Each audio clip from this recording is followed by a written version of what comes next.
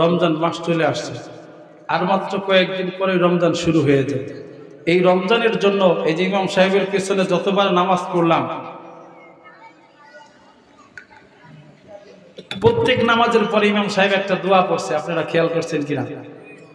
আল্লাহুম্মা বারিক লানা ফি রজাবা ওয়া শাবান ওয়া বাল্লিগনা রমাদান। আল্লাহ, রজবের চাঁদ উঠছে, এই রজব মাসে, পরের মাস শাবান মাসে আমাদেরকে বরকত দেন, আর রমজান পর্যন্ত হায়াত দেন। তো রমজান কি জিনিস? রমজান হচ্ছে এমন জিনিস, মান সামা ঈমানান ওয়া ইহতিসাবান গুফিরা লাহু মা তাকদ্দামা মিন যামবি।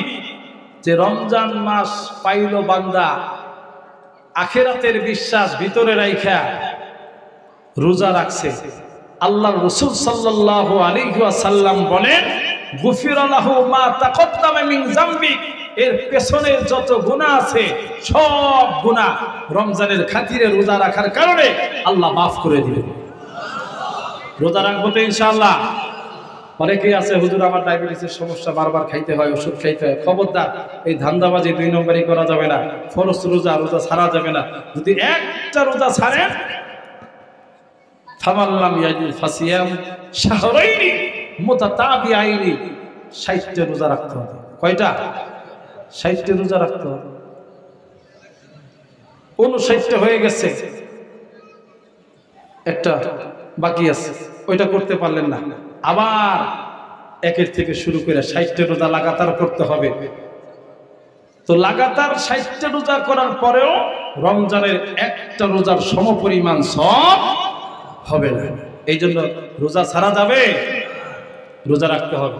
রোজা রাখলে কি হবে? পেছনের সমস্ত গুনাহ আল্লাহ মাফ করে দিবেন। আল্লাহ আমাদের সকলকে রোজা রাখার তৌফিক দান করে, বলি আমিন। রোজার পরে রাতের একটা আমল আছে, মান কামা ঈমানান ওয়া ইহতিসাবান গুফিরা লাহু মা তাকদ্দামা মিন যামবি। যেই ব্যক্তি সারাদিন রোজা রাখলো, তারাবির নামাজ, সূরা তারাবি হোক আর খতম তারাবি হোক, তারাবির নামাজ পড়লো, নবীজি বলেন গুফিরা লাহু মা তাকদ্দামা মিন যামবি, ওর জীবনের সমস্ত গুনাহ আল্লাহ মাফ করে দিবেন। সুবহানাল্লাহ কইলা। তারাবির নামাজ পড়বো তো ইনশাআল্লাহ।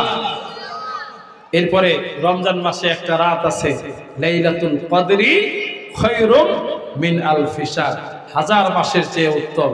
এই লাইলাতুল কদরের ইবাদত করব তো আমরা ইনশাআল্লাহ। কি বলেন? করব তো ইনশাআল্লাহ।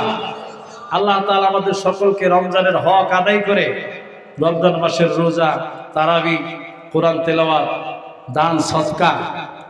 নবীজি এই শাবান মাসে, রমজান মাসে বেশি বেশি দান করতেন। বেশি বেশি কি করতেন? দান করতেন। দান করিলে মাল কমে না, নেকির পাল্লা হয় ভারী, নেকির পাল্লা ভারী হইলে জান্নাতে হয় ঘর বাড়ি। কতক্ষণ ঠিক কি না? এই যে সুন্দর একটা জান্নাতের বাগান, মাহফিল, তো মাহফিল এটা নবীজির ঘোষণা, জান্নাতের বাগান। এই বাগানে যারা বসতে পারবে, ওই যে পরীক্ষা দেয় না, ফাইনাল টেস্ট পরীক্ষা দেয়, মডেল টেস্ট, এসএসসির আগে, ওই মডেল টেস্টে যারা পাশ করে তারা ফাইনাল পরীক্ষা মানে এসএসসি দেওয়ার সুযোগ পায়, ফর্ম ফিল আপ করার সুযোগ পায় নাকি? তো দুনিয়ার জান্নাতের বাগান, এটা মডেল টেস্ট। এখানে যারা বসতে পারে তারা আসল জান্নাতেও বসতে পারবে ইনশাআল্লাহ। কতক্ষণ ঠিক কিনা? আর এখানে যারা আসতে পারলো না, এত সুন্দর বাগানে আশেপাশে বইয়া মোবাইল টিপলো, টিভি দেখলো, এরা আসল জান্নাতে যাইতে পারবে কিনা?